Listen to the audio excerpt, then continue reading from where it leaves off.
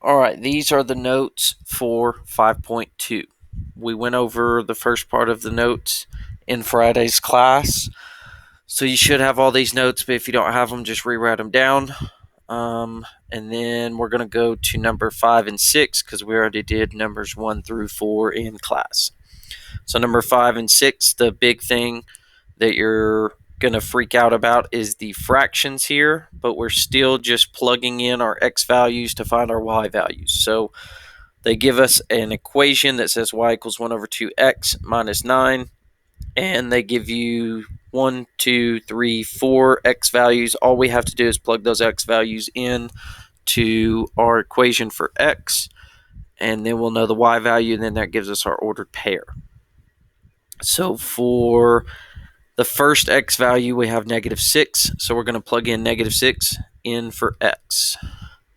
So then we're going to have y equals 1 over 2 times -6 minus 9. And the easiest way to do these, when you first start, remember you always have to multiply before you subtract or add. So the best way to do this is to divide across your diagonal. So 1 over 2 times -6, you can actually take -6 and divide it by 2, which is -3, which will give you -3 minus 9. So here we have -3 minus 9, and that equals -12. So our first ordered pair is -6, -12. Our second ordered pair, we do the same exact thing. So we will have 1 over 2 times -2 minus 9. And then 1 over 2 times -2, we can divide across the diagonal.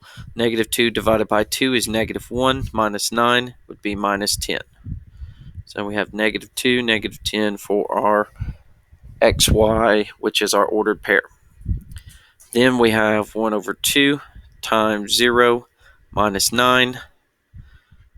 Anything times 0 is 0, and then -9 is going to be our y value, so we have 0, -9. And then the last one is 14, so 1 over 2 times 14 minus 9. If you divide across your diagonal, you'll take 14 and divide that by 2, which is 7. 7 minus 2 equals -2, or 7 minus 9 equals -2. So we'll have -2, so 14, -2 is our other ordered pair. So that's how you do number 5. All you have to do is plug in your x values in for x, and that fraction doesn't throw anything off. It's all something you've done before. You just have to think it through, and the best way to do it is to divide across your diagonal. So we'll do number 6, and the -4 over 3 would throw you off just because it's a fraction, but you can do fractions. All you have to do is divide across the diagonal or multiply across the top and divide by the denominator. So we have -9, -3, 3, and 6. We just have to plug those x values in for x, and we'll get y, and then that gives us our ordered pair. So if we plug in -9, we'll have -4 over 3 times -9 plus 11. So if we divide across our diagonal, we'll have -9 divided by 3, and that would give us -3. So we'll have -4 times -3 plus 11. And then we always do multiplying before adding or subtracting. So that would give us -12 plus 11, and that's going to give us -1.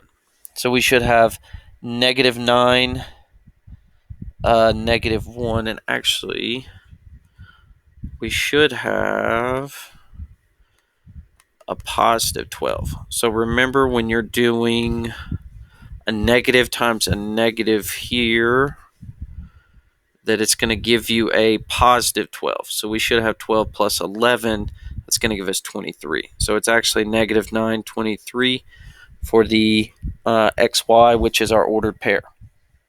So then you do the rest the exact same way.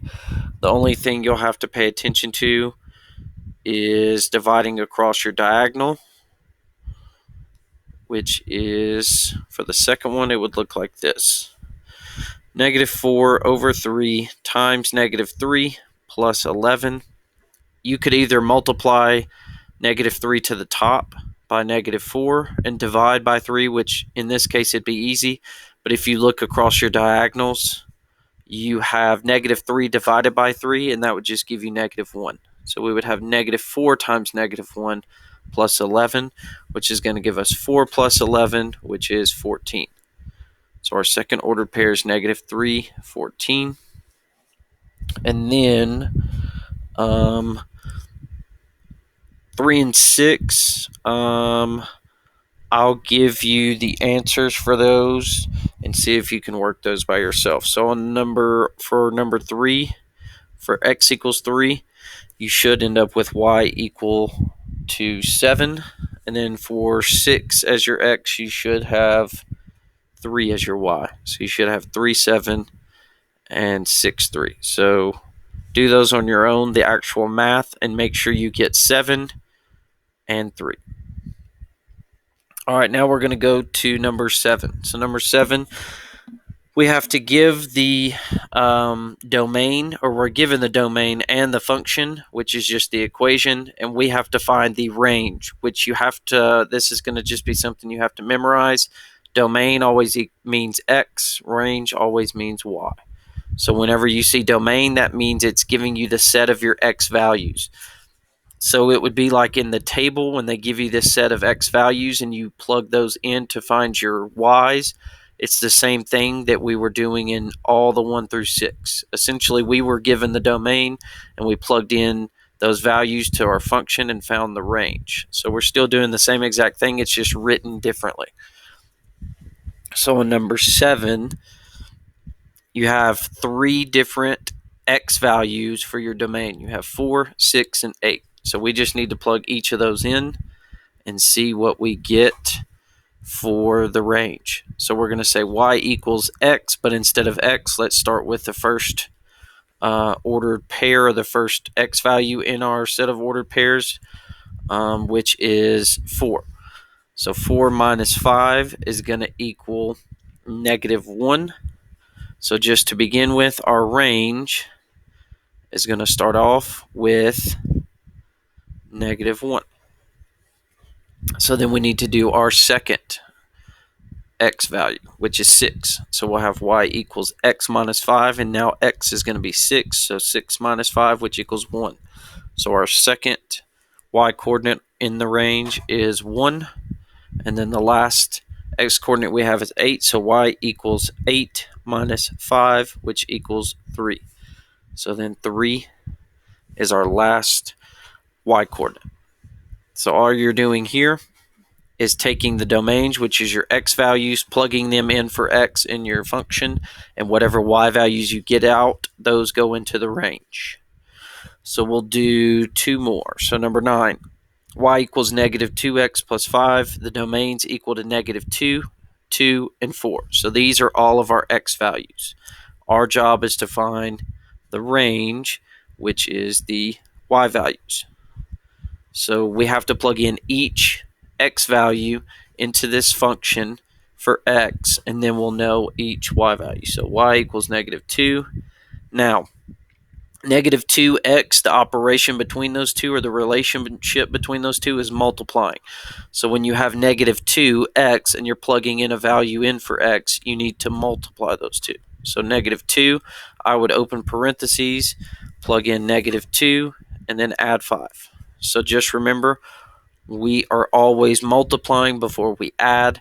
So -2 times -2 is +4 plus 5, which is going to equal 9. So the first range coordinate we're going to have is 9, which if you don't put these in order, it's okay.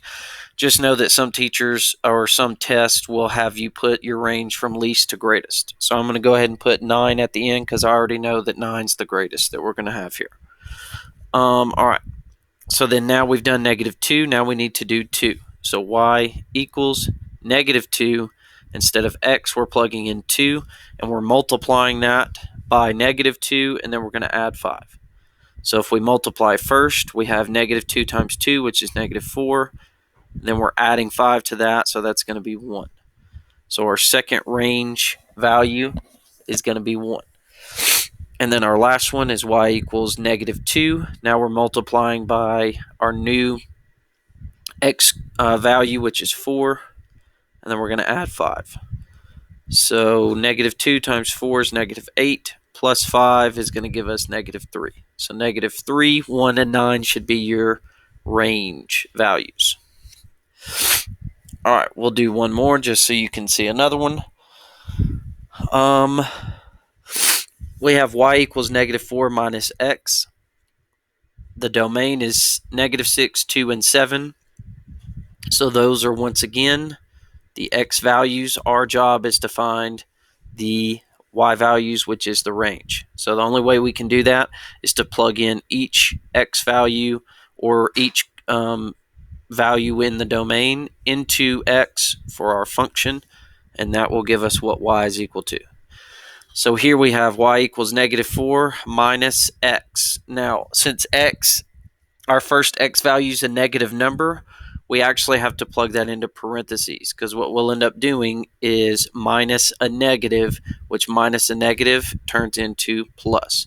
So instead of having -4 minus 6, we actually have -4 plus 6, which is 2. So the first y coordinate in our range should be 2. And once again, you don't have to put them in order yet, or you can wait till the end and put them in order. I'm going to go ahead and put them in order because I have all the answers. All right, so now y equals -4 minus, now we've already done -6, so 2 is our next x coordinate. Since we're plugging in 2 and it's a positive number, we can just plug it in without parentheses. So we'll have -4 minus 2, which is -6. So then -6 is going to be our next range value. And then the last one is y equals -4 minus x. Our new x value is going to be 7, and it's positive, so we don't need that in parentheses. So -4 minus 7 is -11. So we should have -11, -6, and 2. So that's how you do numbers 7 through 10. If you are given a function and a domain and you're told to find the range, all you have to do is plug in each x coordinate from the domain into your function, and it should equal to a y value, which is the range. All right, the last part is the actual graphing of these. So this is just one way to graph. This is probably only useful just to introduce this, and then in the next section we'll look at graphing these a little bit easier. But for now, we're going to just look at doing this with x and y values, and we'll plot those. So here's what we're doing. We're completing the function table, and then we're going to graph the function down here. So when you're told to graph a function, you can do this every single time. If you have a set of x values, you can plug those in and get y values, which gives you an ordered pair. Then you graph each ordered pair. It's that simple. So for number 1, we have y equals x plus 3. Our first x value is -7.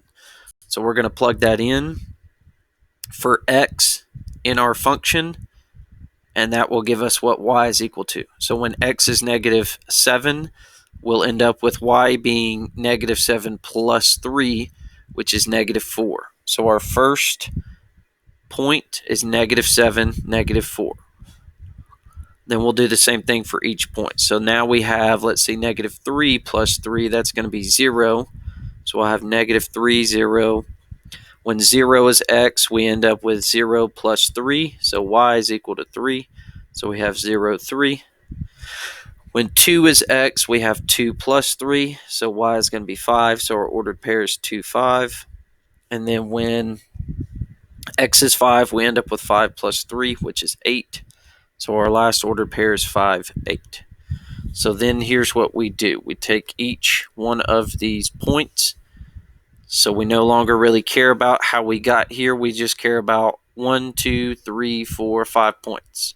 You're going to graph each of those. So let's just start with -7, -4. So remember, when you're graphing an ordered pair, you start off looking at the x-axis. So we're going to start off on the horizontal axis, which is the one that looks like it's laying down flat. So if we start off at -7, we have to go to the left, because the left of our origin on the x-axis is actually negative numbers. So we're going to go to the left 1, 2, 3, 4, 5, 6, 7. And then we're going to go down to negative 4 on the y-axis. And once again, we're going down because everything starting at 0 on the y-axis, if you go down, that means you're going to negatives. So we have to count down 1, 2, 3, 4. So our point should go right here. So there's our first point. All right, we'll do our next point, negative 3, 0. So now we're moving to negative 3 on the x-axis, so we're going over to the left 3.